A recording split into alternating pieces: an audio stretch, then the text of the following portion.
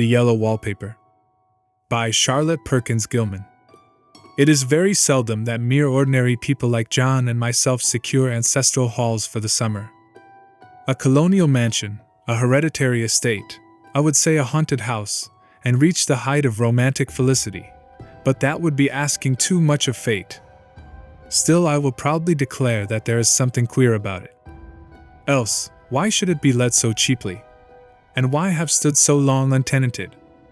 John laughs at me, of course, but one expects that in marriage.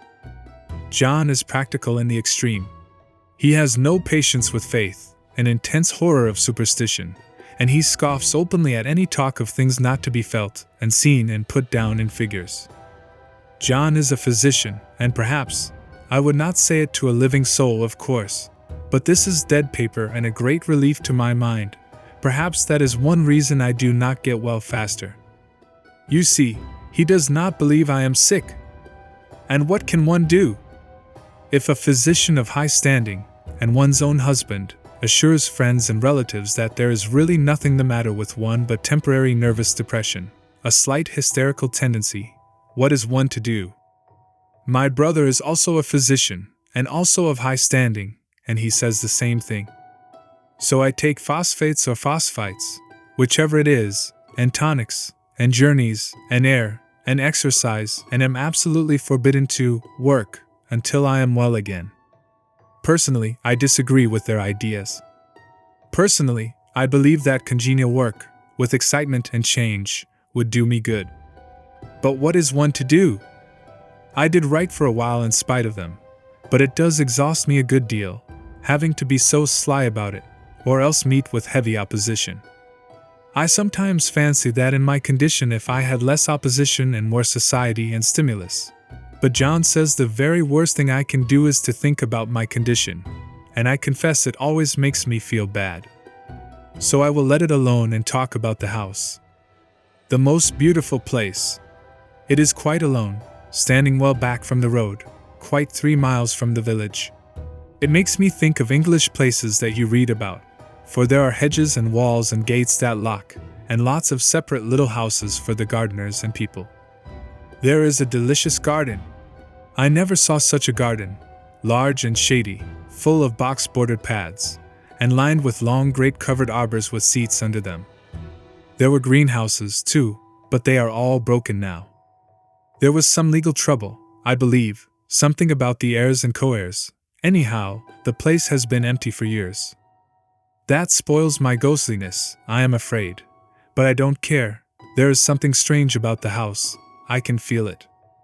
I even said so to John one moonlight evening, but he said what I felt was a draft, and shut the window. I get unreasonably angry with John sometimes. I'm sure I never used to be so sensitive. I think it is due to this nervous condition. But John says if I feel so I shall neglect proper self-control. So I take pains to control myself, before him, at least, and that makes me very tired. I don't like our room a bit. I wanted one downstairs that opened on the piazza and had roses all over the window, and such pretty old-fashioned chintz hangings. But John would not hear of it. He said there was only one window and not room for 2 beds, and no near room for him if he took another. He is very careful and loving, and hardly lets me stir without special direction. I have a scheduled prescription for each hour in the day. He takes all care from me, and so I feel basely ungrateful not to value it more. He said we came here solely on my account, that I was to have perfect rest and all the air I could get.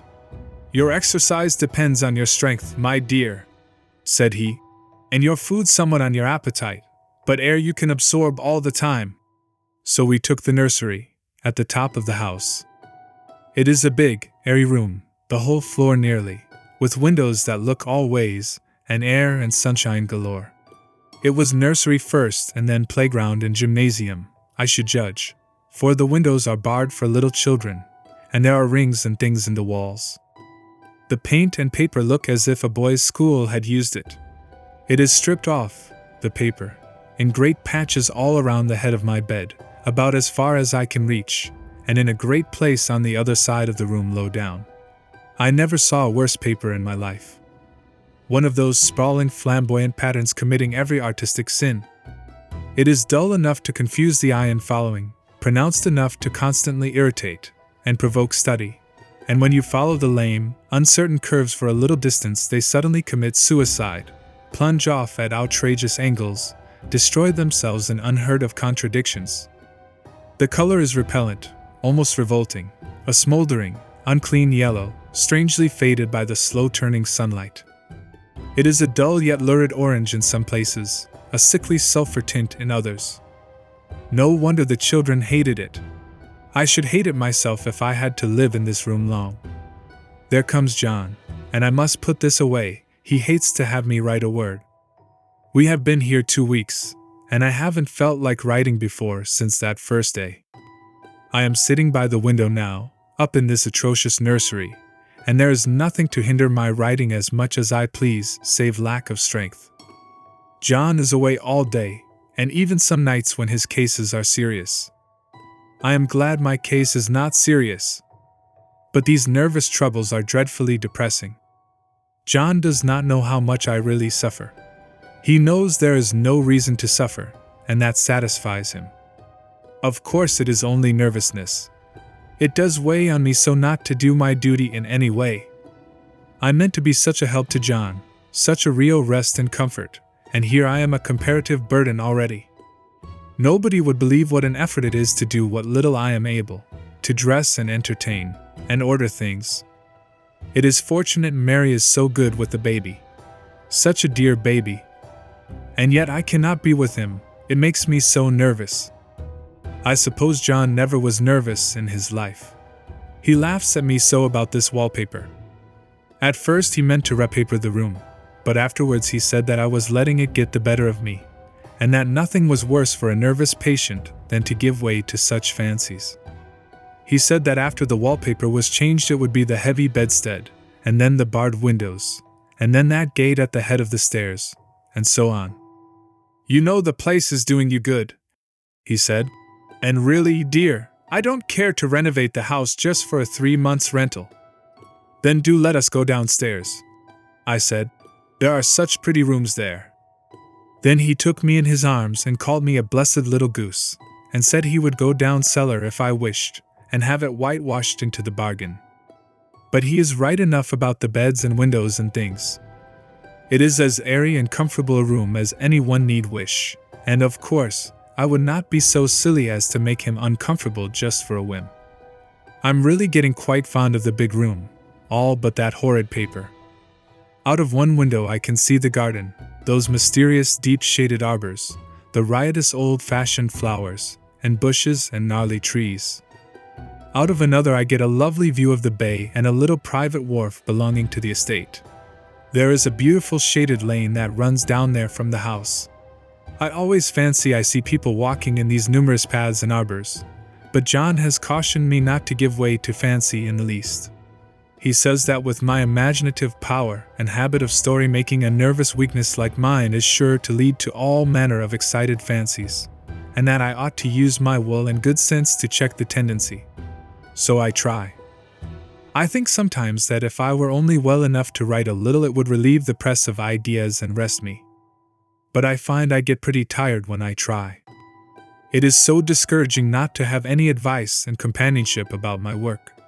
When I get really well, John says we will ask Cousin Henry and Julia down for a long visit, but he says he would as soon put fireworks in my pillowcase as to let me have those stimulating people about now. I wish I could get well faster. But I must not think about that. This paper looks to me as if it knew what a vicious influence it had. There is a recurrent spot where the pattern lolls like a broken neck and 2 bulbous eyes stare at you upside down. I get positively angry with the impertinence of it and the everlastingness. Up and down and sideways they crawl, and those absurd, unblinking eyes are everywhere. There is one place where 2 breadths didn't match, and the eyes go all up and down the line, one a little higher than the other. I never saw so much expression in an inanimate thing before, and we all know how much expression they have. I used to lie awake as a child and get more entertainment and terror out of blank walls and plain furniture than most children could find in a toy store. I remember what a kindly wink the knobs of our big old bureau used to have, and there was one chair that always seemed like a strong friend. I used to feel that if any of the other things looked too fierce, I could always hop into that chair and be safe. The furniture in this room is no worse than inharmonious, however, for we had to bring it all from downstairs. I suppose when this was used as a playroom they had to take the nursery things out, and no wonder. I never saw such ravages as the children have made here. The wallpaper, as I said before, is torn off in spots, and it sticketh closer than a brother. They must have had perseverance as well as hatred. Then the floor is scratched and gouged and splintered, the plaster itself is dug out here and there, and this great heavy bed, which is all we found in the room, looks as if it had been through the wars. But I don't mind it a bit, only the paper. There comes John's sister. Such a dear girl as she is, and so careful of me. I must not let her find me writing. She is a perfect and enthusiastic housekeeper, and hopes for no better profession. I verily believe she thinks it is the writing which made me sick. But I can write when she is out, and see her a long way off from these windows. There is one that commands the road, a lovely, shaded, winding road, and one that just looks off over the country. A lovely country, too, full of great elms and velvet meadows. This wallpaper has a kind of sub-pattern in a different shade, a particularly irritating one, for you can only see it in certain lights, and not clearly then. But in the places where it isn't faded, and where the sun is just so, I can see a strange, provoking, formless sort of figure that seems to sulk about behind that silly and conspicuous front design. There's Sister on the stairs. Well, the 4th of July is over. The people are gone and I am tired out. John thought it might do me good to see a little company, so we just had Mother and Nellie and the children down for a week. Of course I didn't do a thing. Jenny sees to everything now. But it tired me all the same. John says if I don't pick up faster he shall send me to Weir Mitchell in the fall. But I don't want to go there at all. I had a friend who was in his hands once, and she says he is just like John and my brother, only more so. Besides, it is such an undertaking to go so far. I don't feel as if it was worthwhile to turn my hand over for anything, and I'm getting dreadfully fretful and querulous. I cry at nothing, and cry most of the time. Of course I don't when John is here, or anybody else, but when I am alone. And I am alone a good deal just now. John is kept in town very often by serious cases, and Jenny is good and lets me alone when I want her to. So I walk a little in the garden or down that lovely lane, sit on the porch under the roses, and lie down up here a good deal. I'm getting really fond of the room in spite of the wallpaper. Perhaps because of the wallpaper. It dwells in my mind so. I lie here on this great immovable bed, it is nailed down, I believe, and follow that pattern about by the hour. It is as good as gymnastics, I assure you.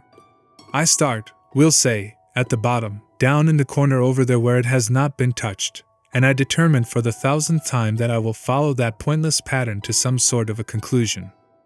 I know a little of the principle of design, and I know this thing was not arranged on any laws of radiation, or alternation, or repetition, or symmetry, or anything else that I ever heard of.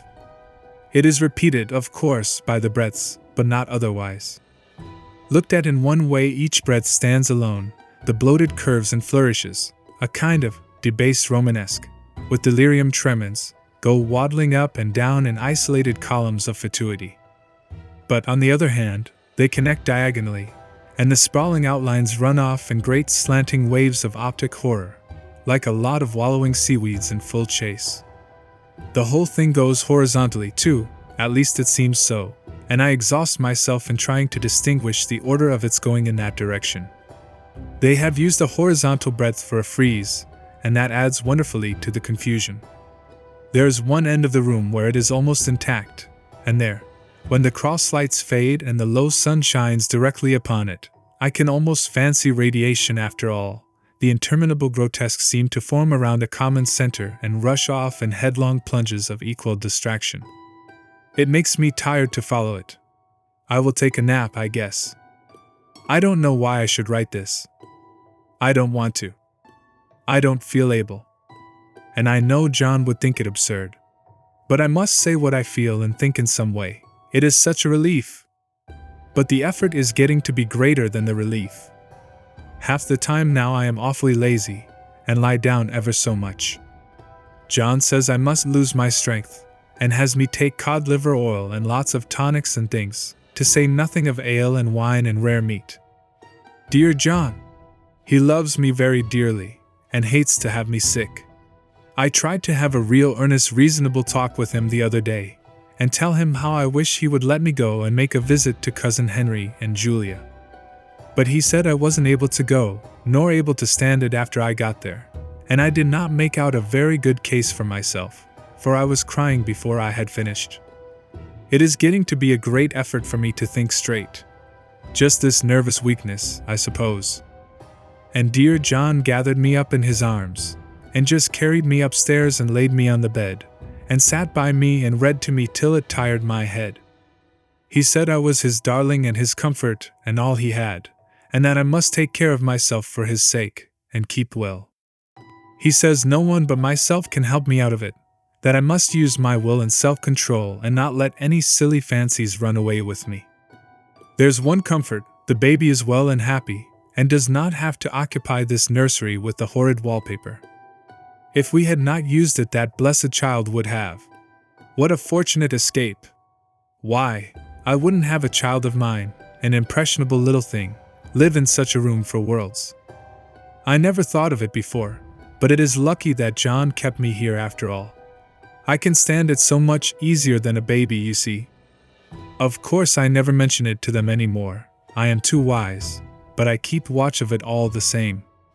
There are things in that paper that nobody knows but me, or ever will. Behind that outside pattern the dim shapes get clearer every day. It is always the same shape, only very numerous. And it is like a woman stooping down and creeping about behind that pattern. I don't like it a bit. I wonder, I begin to think, I wish John would take me away from here. It is so hard to talk with John about my case, because he is so wise, and because he loves me so. But I tried it last night. It was moonlight. The moon shines in all around, just as the sun does. I hate to see it sometimes, it creeps so slowly, and always comes in by one window or another. John was asleep and I hated to waken him, so I kept still and watched the moonlight on that undulating wallpaper till I felt creepy. The faint figure behind seemed to shake the pattern, just as if she wanted to get out. I got up softly and went to feel and see if the paper did move, and when I came back John was awake. "What is it, little girl?" he said. "Don't go walking about like that, you'll get cold." I thought it was a good time to talk, so I told him that I really was not gaining here, and that I wished he would take me away. "Why, darling," said he, "our lease will be up in 3 weeks, and I can't see how to leave before. The repairs are not done at home, and I cannot possibly leave town just now. Of course, if you were in any danger I could and would, but you really are better, dear, whether you can see it or not. I am a doctor, dear, and I know. You are gaining flesh and color, your appetite is better. I feel really much easier about you. I don't weigh a bit more," said I, "nor as much, and my appetite may be better in the evening, when you are here, but it is worse in the morning when you are away. Bless her little heart," said he with a big hug. "She shall be as sick as she pleases. But now let's improve the shining hours by going to sleep, and talk about it in the morning." "And you won't go away?" I asked gloomily. "Why, how can I, dear?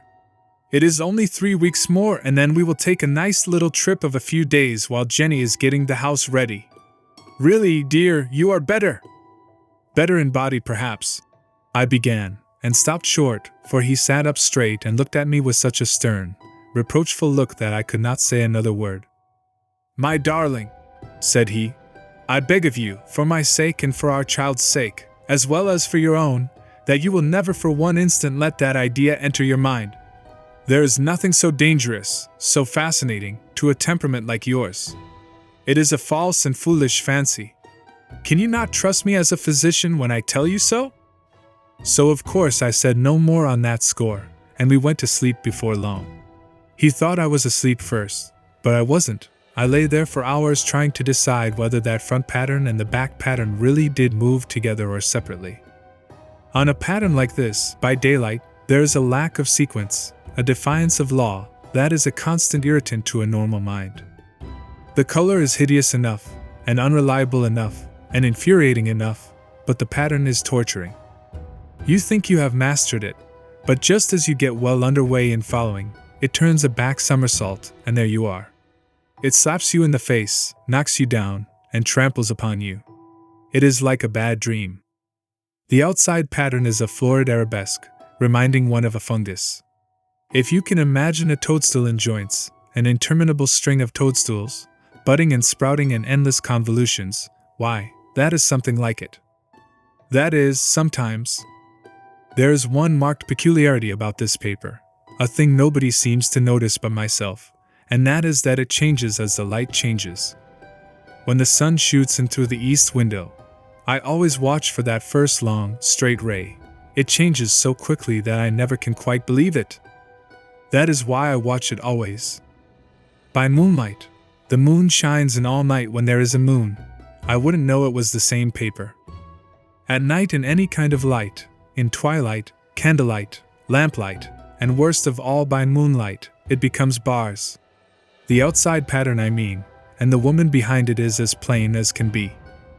I didn't realize for a long time what the thing was that showed behind, that dim sub-pattern, but now I am quite sure it is a woman. By daylight she is subdued, quiet. I fancy it is the pattern that keeps her so still. It is so puzzling. It keeps me quiet by the hour. I lie down ever so much now. John says it is good for me, and to sleep all I can. Indeed, he started the habit by making me lie down for an hour after each meal. It is a very bad habit, I am convinced, for, you see, I don't sleep. And that cultivates deceit, for I don't tell them I'm awake. Oh, no. The fact is, I am getting a little afraid of John. He seems very queer sometimes, and even Jenny has an inexplicable look. It strikes me occasionally, just as a scientific hypothesis, that perhaps it is the paper. I have watched John when he did not know I was looking, and come into the room suddenly on the most innocent excuses, and I've caught him several times looking at the paper. And Jenny too. I caught Jenny with her hand on it once. She didn't know I was in the room, and when I asked her in a very quiet voice, with the most restrained manner possible, what she was doing with the paper, she turned around as if she had been caught stealing, and looked quite angry, asked me why I should frighten her so. Then she said that the paper stained everything it touched, that she had found yellow smooches on all my clothes and John's, and she wished we would be more careful. Did not that sound innocent? But I know she was studying that pattern, and I am determined that nobody shall find it out but myself. Life is very much more exciting now than it used to be. You see, I have something more to expect, to look forward to watch. I really do eat better, and am more quiet than I was. John is so pleased to see me improve. He laughed a little the other day, and said I seemed to be flourishing in spite of my wallpaper. I turned it off with a laugh. I had no intention of telling him it was because of the wallpaper. He would make fun of me. He might even want to take me away. I don't want to leave now until I have found it out. There is a week more, and I think that will be enough. I'm feeling ever so much better. I don't sleep much at night, for it is so interesting to watch developments, but I sleep a good deal in the daytime. In the daytime it is tiresome and perplexing. There are always new shoots on the fungus, and new shades of yellow all over it. I cannot keep count of them, though I have tried conscientiously. It is the strangest yellow, that wallpaper. It makes me think of all the yellow things I ever saw, not beautiful ones like buttercups, but old foul, bad yellow things. But there is something else about that paper, the smell.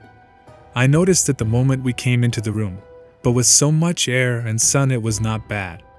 Now we have had a week of fog and rain, and whether the windows are open or not, the smell is here. It creeps all over the house. I find it hovering in the dining room, skulking in the parlor, hiding in the hall, lying in wait for me on the stairs. It gets into my hair. Even when I go to ride, if I turn my head suddenly and surprise it, there is that smell. Such a peculiar odor, too. I have spent hours in trying to analyze it, to find what it smelled like. It is not bad, at first, and very gentle, but quite the subtlest, most enduring odor I ever met. In this damp weather it is awful. I wake up in the night, and find it hanging over me. It used to disturb me at first. I thought seriously of burning the house, to reach the smell. But now I am used to it. The only thing I can think of that it is like is the color of the paper. A yellow smell. There is a very funny mark on this wall, low down, near the mopboard. A streak that runs round the room. It goes behind every piece of furniture, except the bed, a long, straight, even smooch, as if it had been rubbed over and over. I wonder how it was done and who did it, and what they did it for. Round and round and round, round and round and round. It makes me dizzy. I really have discovered something at last. Through watching so much at night, when it changes so, I have finally found out. The front pattern does move, and no wonder. The woman behind shakes it. Sometimes I think there are a great many women behind, and sometimes only one, and she crawls around fast, and her crawling shakes it all over. Then in the very bright spots she keeps still, and in the very shady spots she just takes hold of the bars and shakes them hard. And she is all the time trying to climb through. But nobody could climb through that pattern, it strangles so. I think that is why it has so many heads. They get through, and then the pattern strangles them off and turns them upside down, and makes their eyes white. If those heads were covered or taken off it would not be half so bad. I think that woman gets out in the daytime. And I'll tell you why. Privately, I've seen her. I can see her out of every one of my windows. It is the same woman, I know, for she is always creeping, and most women do not creep by daylight. I see her on that long shaded lane, creeping up and down. I see her in those dark grape arbors, creeping all around the garden. I see her on that long road under the trees, creeping along, and when a carriage comes she hides under the blackberry vines. I don't blame her a bit. It must be very humiliating to be caught creeping by daylight. I always lock the door when I creep by daylight. I can't do it at night, for I know John would suspect something at once. And John is so queer now, that I don't want to irritate him. I wish he would take another room. Besides, I don't want anybody to get that woman out at night but myself. I often wonder if I could see her out of all the windows at once. But turn as fast as I can only see out of one at one time. And though I always see her, she may be able to creep faster than I can turn. I have watched her sometimes away off in the open country, creeping as fast as a cloud shadow in a high wind. If only that top pattern could be gotten off from the under one. I mean to try it, little by little. I have found out another funny thing, but I shan't tell it this time. It does not do to trust people too much. There are only 2 more days to get this paper off, and I believe John is beginning to notice. I don't like the look in his eyes. And I heard him ask Jenny a lot of professional questions about me. She had a very good report to give. She said I slept a good deal in the daytime. John knows I don't sleep very well at night, for all I'm so quiet. He asked me all sorts of questions too, and pretended to be very loving and kind. As if I couldn't see through him. Still, I don't wonder he acts so, sleeping under this paper for 3 months. It only interests me, but I feel sure John and Jenny are secretly affected by it. Hurrah! This is the last day, but it is enough. John is to stay in town overnight, and won't be out until this evening. Jenny wanted to sleep with me, the sly thing. But I told her I should undoubtedly rest better for a night all alone. That was clever, for really I wasn't alone a bit. As soon as it was moonlight, and that poor thing began to crawl and shake the pattern, I got up and ran to help her.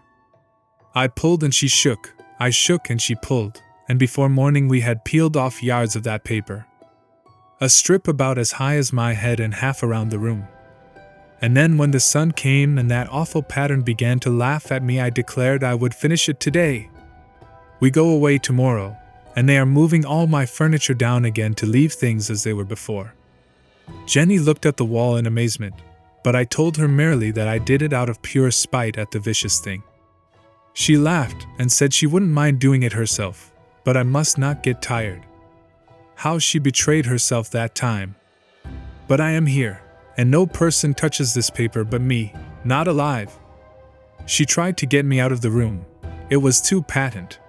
But I said it was so quiet and empty and clean now that I believed I would lie down again and sleep all I could, and not to wake me even for dinner. I would call when I woke. So now she is gone, and the servants are gone, and the things are gone, and there is nothing left but that great bedstead nailed down, with the canvas mattress we found on it. We shall sleep downstairs tonight, and take the boat home tomorrow. I quite enjoy the room, now it is bare again. How those children did tear about here. This bedstead is fairly gnawed. But I must get to work. I have locked the door and thrown the key down into the front path. I don't want to go out, and I don't want to have anybody come in till John comes. I want to astonish him. I've got a rope up here that even Jenny did not find. If that woman does get out and tries to get away, I can tie her. But I forgot I could not reach far without anything to stand on. This bed will not move. I tried to lift and push it until I was lame, and then I got so angry I bit off a little piece at one corner, but it hurt my teeth. Then I peeled off all the paper I could reach standing on the floor. It sticks horribly and the pattern just enjoys it.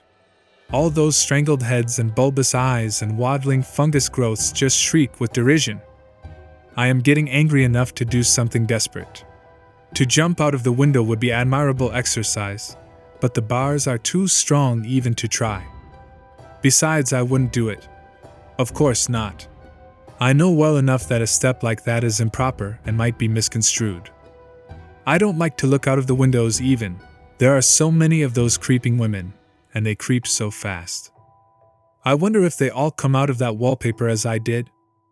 But I am securely fastened now by my well-hidden rope. You don't get me out in the road there. I suppose I shall have to get back behind the pattern when it comes night, and that is hard. It is so pleasant to be out in this great room and creep around as I please. I don't want to go outside. I won't, even if Jenny asks me to. For outside you have to creep on the ground, and everything is green instead of yellow. But here I can creep smoothly on the floor, and my shoulder just fits in that long smooch around the wall, so I cannot lose my way. Why, there's John at the door. It is no use, young man, you can't open it. How he does call and pound. Now he's crying for an axe. It would be a shame to break down that beautiful door. John dear, said I in the gentlest voice. The key is down by the front steps, under a plant and leaf. That silenced him for a few moments. Then he said, very quietly indeed, Open the door, my darling.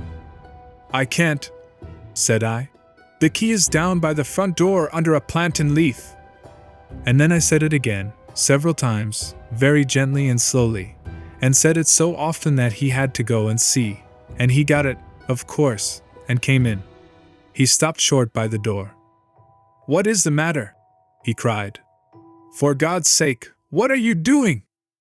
I kept on creeping just the same, but I looked at him over my shoulder. I've got out at last, said I, in spite of you and Jane, and I've pulled off most of the paper, so you can't put me back. Now why should that man have fainted? But he did, and right across my path by the wall, so that I had to creep over him every time.